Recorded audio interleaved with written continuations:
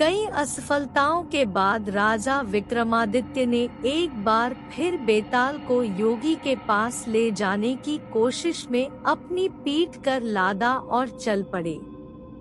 रास्ता काटने के लिए बेताल ने फिर से राजा को एक नई कहानी सुनानी शुरू की। बहुत पुरानी बात है, यशकेतु नाम के राजा पुण्यपुर नामक राज्य में राज करते थे। उनका सत्यमणि नाम का एक दीवान था। सत्यमणि बड़ा ही समझदार और चतुर मंत्री था। वह राजा का सारा राजपाट संभालता था और विलासी राजा मंत्री पर सारा भार डालकर भोग में पड़ा रहता। राजा के भोगविलासिता में होते अधिक खर्च की वजह से राजकोष का धन कम होने लगा। प्रजा भी राजा से नाराज रहने लगी। जब मंत्री को इस बारे में पता चला कि सब राजा की निंदा कर रहे हैं, तो उसे बहुत दुख हुआ। फिर जब उसने देखा कि राजा के साथ उसकी भी निंदा हो रही है, तो उसे बहुत बुरा लगा। सत्यमणि ने अपने आप को शांत करने के लिए तीर्थयात्रा पर जाने के बारे में सोचा। इस बारे में उसने राजा से बात की और आज्ञा लेकर वह तीर्थयात्रा पर निकल गया। सत्यमणि चलते चलते एक समुद्री तट पर पहुंच गया। पूरा दिन बीत गया और रात हो चुकी थी। उसने सोचा कि आज रात यहीं रुककर आराम कर लेता हूँ। यह सोचकर वह एक पेड़ के नीचे सो गया। आधी रात को जब उसकी आँख खुली, तो उसने देखा कि समुद्र से एक जगमगाता वृक्ष निकल रहा है। उस पर तरह तरह के हीरे जवाहरात लगे हुए थे। उस वृक्ष पर वीणा बजाती एक सुंदर सी कन्या बैठी थी। इस नजारे को देख सत्यमणि को अपनी आंखों पर विश्वास नहीं हो रहा था। देखते ही देखते अचानक वह पेड़ और उस पर बैठी कन्या गायब हो गई। इस सब के बाद वह हक्का बक्का रह गया और उल्टे पैर अपने नगर की ओर दौड़ पड़ा। जब वह राज्य पहुंचा, तो उसने देखा कि उसकी अनुपस्थिति की वजह से राजा के सारे लोग छूट गए हैं। उसने राजा को पूरा किस्सा सुनाया। दीवान की यह बात सुनकर राजा के मन में उस कन्या को पाने की लालसा पैदा हो गई। उसने सारा राज्य दीवान के भरोसे छोड़ दिया और खुद साधु का भेष बनाकर उस समुद्री तट पर जा पहुंचा। जब रात हुई, तो राजा को भी वह हीरे मोती से जड़ा वृक्ष दिखा। वह कन्या अब भी उस वृक्ष पर बैठी हुई थी। राजा तैरता हुआ उस कन्या के पास जा पहुंचा और उसे अपना परिचय दिया। फिर उसने कन्या से उसके बारे में पूछा।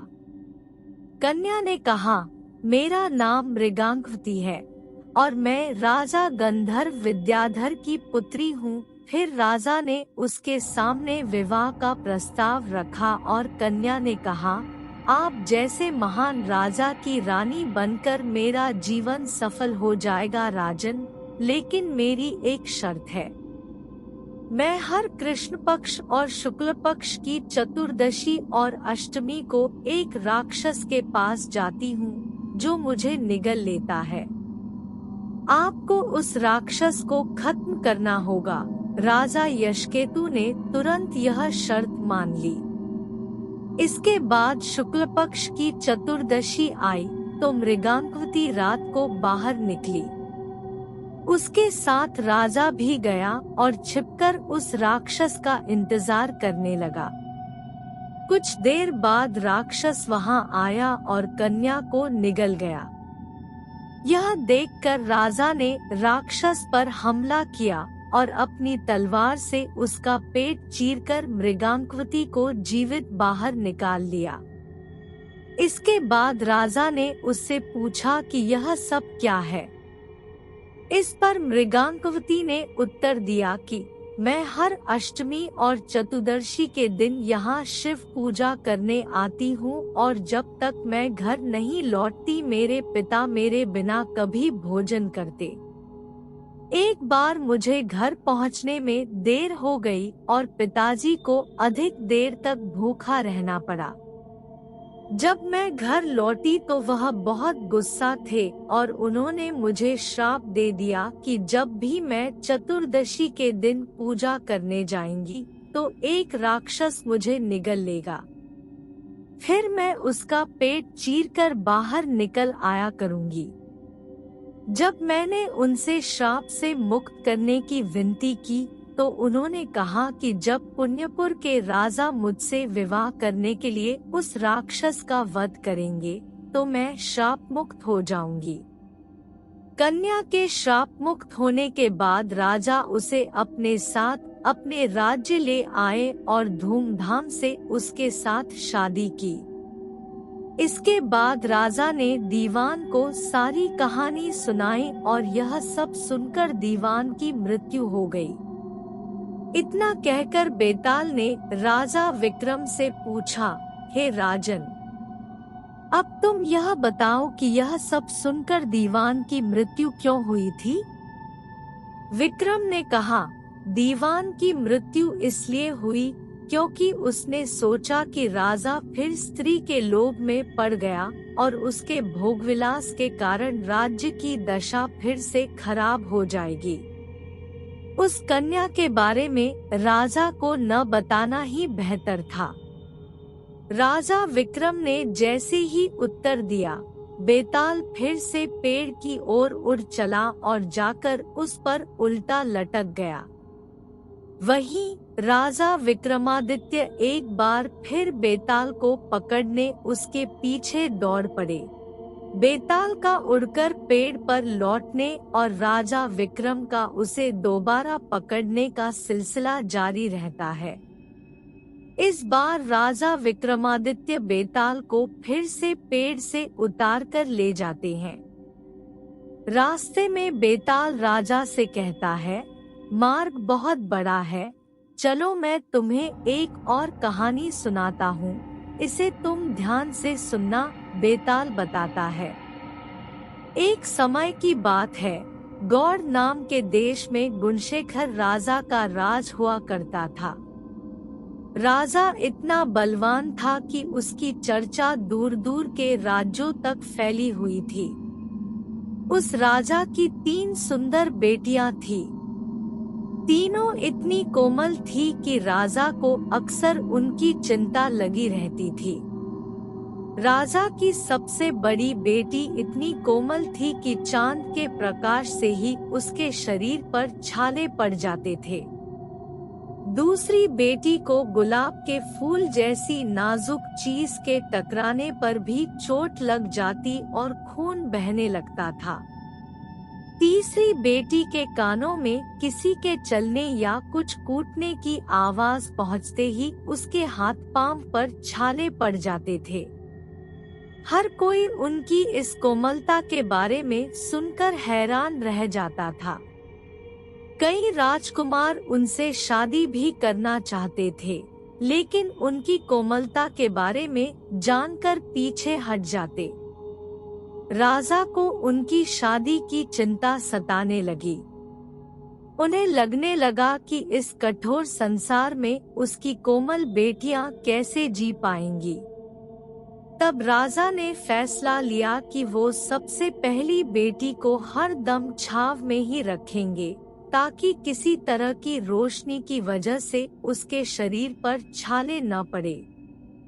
राजा ने दूसरी बेटी को हल्के कपड़ों और गहनों के साथ ऐसी जगह रखने का फैसला किया जहां कोई भी चीज उससे न टकराए।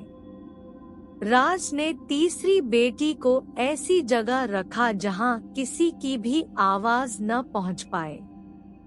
इसी दौरान एक पड़ोस के राज्य का राजकुमार उनकी कोमलता के बारे में सुनने के बाद गौड़ देश पहुंच गया।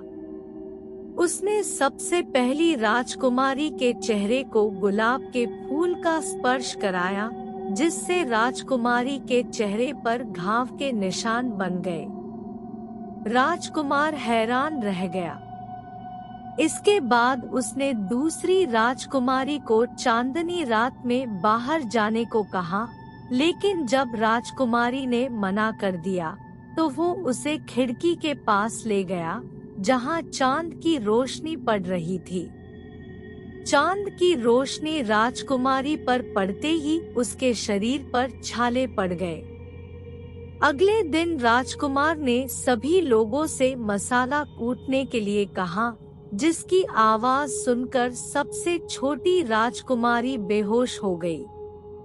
इतनी कहानी सुनाकर बेताल एकदम चुप हो गया और राजा विक्रम से पूछा, महाराज ये बताइए कि इन तीनों राजकुमारियों में से सबसे अधिक सुकुमारी व कोमल कौन सी है और राजकुमार कौन सी राजकुमारी से विवाह करेगा। सवाल सुनने के बाद भी राजा विक्रमादित्य ने कोई जवाब नहीं दिया। गुस्से में बेताल ने कहा, राजन जवाब पता होने पर भी आप उत्तर नहीं देंगे तो मैं अपने तेज से आपका सिर धड़ से अलग कर दूंगा। इतना सुनने के कुछ देर बाद राजा बोले, तीसरी राजकुमारी सबसे अधिक सुकुमारी है, क्योंकि बिना कुछ किए ही उसके हाथ पैर पर छाले पड़ रहे थे और वो बेहोश हो रही थी। वो सिर्फ तन से नहीं मन से भी कोमल है। इसी वजह से राजकुमार सबसे छोटी राजकुमारी से शादी करेगा। जवाब मिलते ही बेताल राजा विक्रम की पीठ से उड़कर फिर से पेड़ पर जाकर लटक जाता है और राजा उसके पीछे पीछे जंगल की ओर भागते हैं। कहानी से सीख, इंसान को अपना मन साफ रखना चाहिए। साफ मन वाले लोग दूसरों के दुख को पहचान लेते हैं।